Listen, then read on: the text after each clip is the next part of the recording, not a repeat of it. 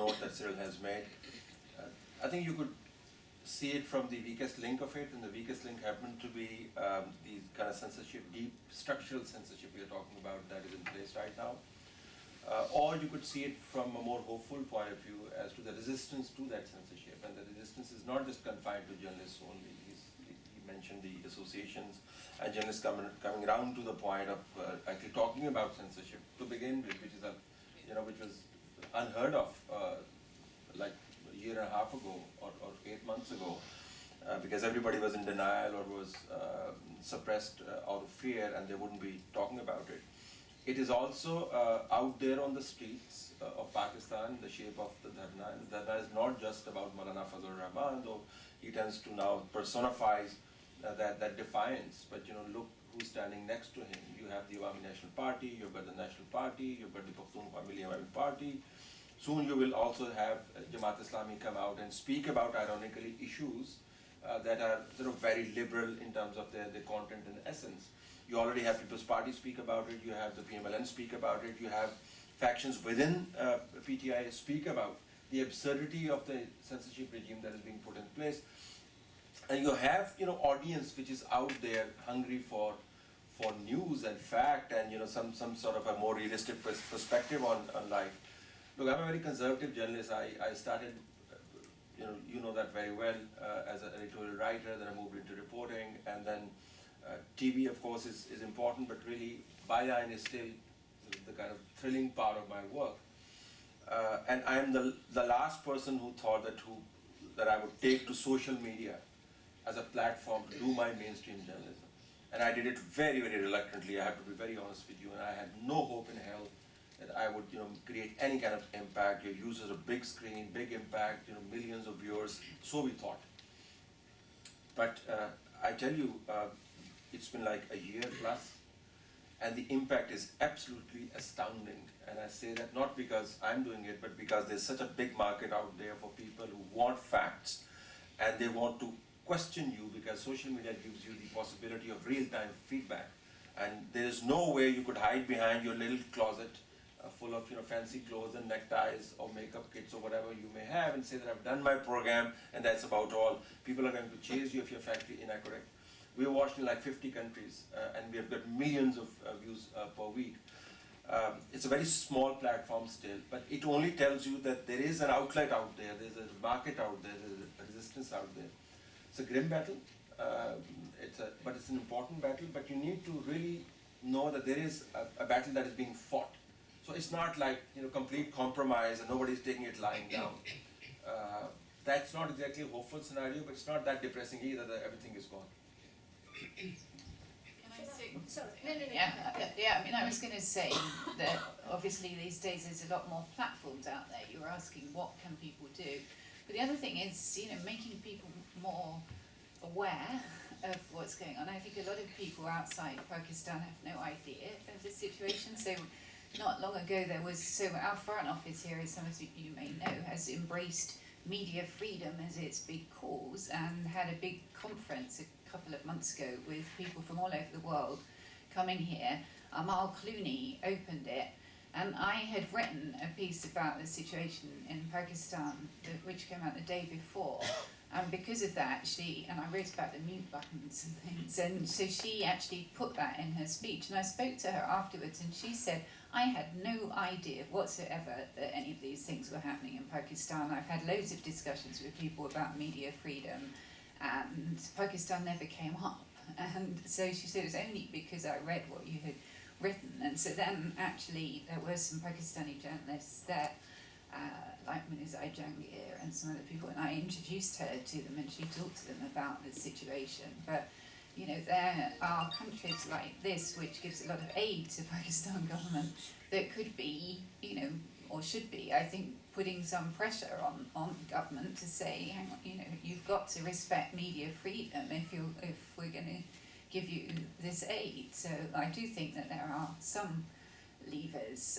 And the other thing is solidarity between media organisations, which is difficult. We've always had this problem in this country because there's a lot of competition between media. So trying to get everybody on side when you want to fight for something, it can be very difficult, and people would rather see one of their competitors harmed than actually argue for the good of all. So I know how difficult that is, but I do think that Pakistan, I think we should be honest, has not had a great history of journalists in the past. I mean, when I lived there years ago and have gone back and forth, I used to call a lot of it statement journalism, because lots of journalists were being paid by politicians to print their statements. So, you know, if you're accepting those kind of conditions, then it becomes quite difficult to fight for the freedom of media later on. Now, I always kind of separated that there were columnists like Cyril and Talat who were writing, you know, very openly about what was happening, but a lot of the actual so-called news reporting was not news. It was just putting PR statements for politicians and people being paid for it. And sorry, if you do that, you know, it comes back to haunt you later on. Farzana, would you like to comment? Well, yes, just very briefly, I think your point is good. You know, in the current climate, as I emphasised, there is you know, there is this context that is heavily biased in favour of a certain kind of national security discourse. Treason charges, of course, can serve, you know, to control the kind of dissent or cases such that we've been referring to. But I think compared to the use of blasphemy accusations, treason charges can appear to be quite crude instruments. They are too closely tied, as it were, to sort of the dominant military apparatus. I mean, we've had it. Of course, we've had individual charges which then, you know, proved to be hollow against former Ambassador Hussain, etc. But the weaponization of blasphemy accusations to control dissent, I think, has a potential that goes way beyond being directly linked, overtly in the public mind with military apparatus, because it can be seen in some sense to be sustained by popular opinion, and that's what I think is you know, makes it a far more subtle instrument than resorting to treason charges. Dangerous, but more subtle. Yeah, sorry, just to add something on what Christina was saying, I think part of the problem, especially in the Pakistani media landscape, is this war between the channels. In that, when Hamid's attack happened, you know, all the other channels were thrilled to pile on to Jio, because Jio was leading the pack at the time. It was like, you know, 60% of the viewership, and they saw you can take down an enemy.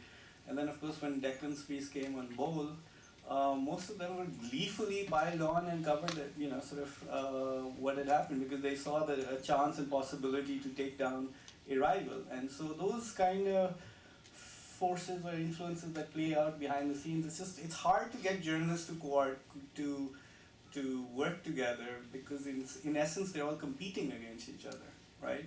So, you know, sort of, and at times you see that in very awful ways. Thanks for that. Declan, would you like to make a comment? I'm sure a lot of people want to hear you. Not really.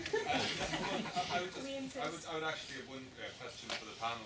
I mean, it seems that, you know, there was a talk here some weeks ago that I participated in. One of the points that came out very strongly is that I think one of the reasons why there is the military has such a free hand in dictating censorship at the moment is that they are synchronized with the civilian government, and that is, in a way, one of the big differences with, you know, the Zardari government or the PPP government after 2008, or even to some degree the N government.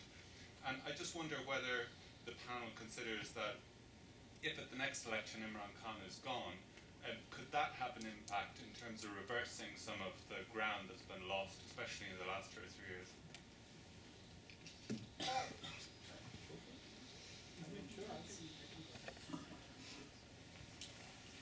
We might not have to have elections for Imran Khan to go to begin with. This could really happen in a very non-electoral way. But the point is well taken. This has been our beef as well, that slowly and steadily all the ramparts of media freedom have been taken over or demolished. So there was a time when judiciary was the court we would petition to in terms of getting some relief. There was a time when you could go to powerful political parties and get them to lobby for press freedom. There was a time when global values did matter and Brexit wasn't such a big issue to consume the entire focus of the British society, and Europe was not so xenophobic and sort of imploding, and America didn't have Trump. So there were times when global elements did enforce the discourse of media freedom in Pakistan. Now all those, one by one, either by coincidence or through conspiracy, protections against media freedom have fallen apart. Another factor, throw that in, is the contraction of the economy. As the pie is shrinking, there is an added pressure on media industries to cut down and slow down the growth, and that loses quality of journalism, and that in turn creates a problem of credibility that feeds to the idea that bad journalism at any rate is not acceptable, might as well be done with it. The internal organizational censorship is huge in Pakistan. And that's another elephant in the room that nobody talks about, which is what the owners do to actually direct the censorship codes onto journalists, and that has got nothing to do with the state of Pakistan at times. That has got everything to do with who they like, who funds them, who their favorites are. If one group has created a KFC or a Burger King outlet in a public park, the channel is not supposed to write on it. If Malik Raz is funding another guy's bid to get loan out of a bank, you're not supposed to run anything against Malik Raz. In fact, more than the state of Pakistan, Malik Raz is the one who controls the 9/10 of media coverage, and I'm not joking. He has the capacity to influence across the board. ISPR is like, nothing. They're like sort of kindergarten guys in front of Malik Raz. His ability to influence discourse in Pakistan is huge. But the long and short of it is that you need to have an elected government that is responsive and responsible and abides by the fundamentals of the Constitution. The absence of that government does create that huge problem. Imran Khan has been a terrible disappointment in more ways than one, but those who loved Imran Khan and launched his revolution, he's serving them very well by reminding them that they had made an egregious mistake. And that many of them happen to be journalists. So I'm not saying, well served, what I'm saying is that, well reminded that you do not campaign as a journalist. You do not run agendas. You do not create fake news and create revolutions just because you happen to be dominating the scene or writing a column. So yes, the long and short of this answer is that yes, if we have a more responsive, responsible, democratic government, it will help a lot. Yeah, I mean, I'd agree with that. I think, in fact, part of the problem is the PTI government is either indifferent to media freedoms or complicit in what the state is doing. Because if you had different governments, previous governments, different dispensations, essentially the political government acts as a buffer against the worst impulses of the state. Because, Christina can call up one day and ask the foreign minister something, or sort of the EU ambassador can sort of make a sort of send a message to somebody, and political governments are the ones who face that onslaught, and so they don't like that, and so then they say, well, sorry, we need to sort of cut back on this thing, to stop. This particular government, I mean, again, I think there's not much to hide about it, but it's either indifferent to press freedoms or is actively views the press as part of the problem. I think you've seen some of Imran Khan and his cabinet's statements recently. The more they're sinking into the quagmire, which is what firefighting mode all governments in Pakistan get into 6-9 months into their first term, the more they start blaming the media. And so I think instead, where historically perhaps, and I don't want to exaggerate this point or sort of overextend it, but where a political government in the past may have been a buffer for media freedom, this one is stripped away and it's allowing things to happen or complicit in things that are happening. But I think what Declan was trying to say is whether or not, at least correct me if I'm wrong, that you know they're getting away with much more because of the facade created that there is a civilian government, whereas of course under an explicit military dictatorship, you know, one sort of half expects you know, strict curbs on free speech and on dissent, whereas what we have now is effectively a hybrid democracy and a selected prime minister, and so you know you're being able to maintain the facade. I mean it's a terrible situation. Maintain the facade of some kind of democratic dispensation, but you know with a strong authoritarian impulse being driven by the military establishment, which I think it's an open secret, you know, controls the levers of power without responsibility, I might add. So the flak is taken by the civilian government, but in the meanwhile, you know, it's the military literally calling the shots. So we're going to restrict the questions to just 1 or 2 statements from now. Can please speak on that? Something that Christina was saying made me think, and so it's a question for Christina and for Farzana. We are in an era where globally countries are looking internal, they can't be bothered. So for South Asian rulers, all of whom are extremely authoritarian, what they see as a reality is that they can actually get away with murder. I mean, Modi can do whatever, be Kashmir, I mean, Kashmir, in fact, it's very funny that it's Modi who has internationalized Kashmir more than Pakistan or anybody else. But, you know, whatever is happening to, for example, Muslims in India. And the calculation is nobody's going to bother. I mean, there is no government around the world which is questioning India and what is the state of Muslims. Now, the same calculation is everywhere. So, is it a phase that where nobody is going to look at what the other country is doing, perhaps issue a few statements and then be gone with it? Do you think how long would that be? And one very brief question for Talat. You mentioned something about China and CPEC.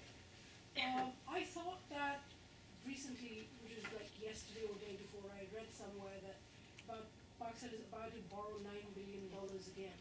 So has Kashmir or India and Kashmir brought us back to CPEC or brought CPEC back to Pakistan? CPEC is very complicated. Yeah, I'll leave that to you. I don't know if this is just a phase. I hope so.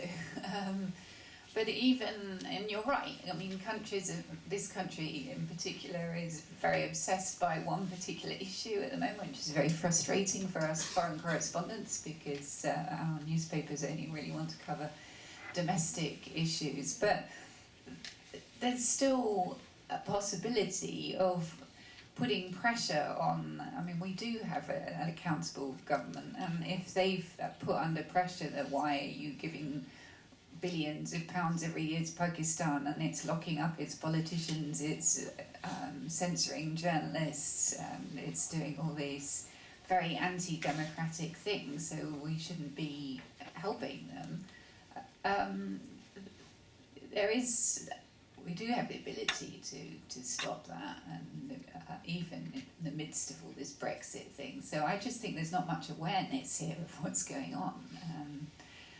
If people aren't aware, they're not going to do anything about it. I doubt many MPs in this country are being pushed by their constituents on this issue.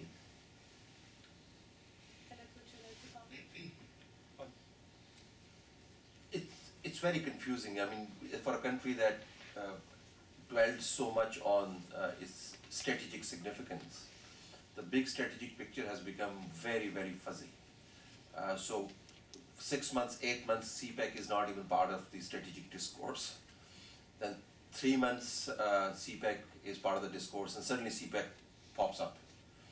And then you see your strategic game being played in very strange ways. You're trying to suck up to Washington because they control the multilateral donations to you, the ones that you're engaging with. And Chinese get cheesed off because they believe that your engagement with the IMF is going to be the antithesis of how they want to engage with you. So you really see a very confusing strategic picture. Chinese have been complaining to Pakistan about the CPEC slowdown, that we know for a fact. Their ambassador, their deputy ambassador have been speaking their hearts out at private and informal gatherings and formal gatherings as well.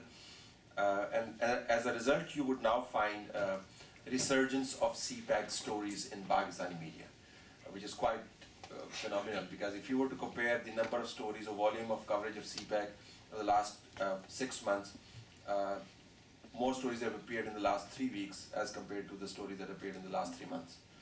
So something is happening. So I can't really answer your question because I'm very confused about which way Pakistan is swinging strategically. Till that issue is sorted out, I won't be able to answer your question. Second. Yeah. Sorry, I raised my hand before. I need to ask a question. Okay, yeah. You go ahead. Can we have you please? I'm sorry. The panel votes for you, don't I mean, I have a comment and a question. It was a bit of a hard hearing you speak about Kashmir, really, for many reasons, but primarily 3. When you continuously refer to, the Indians wanting to go on war with Pakistan, the Pakistanis wanting to go on war, I think you kind of conflate the state with the people, because a lot of Indians do not want to go on war with Pakistan, and so is the case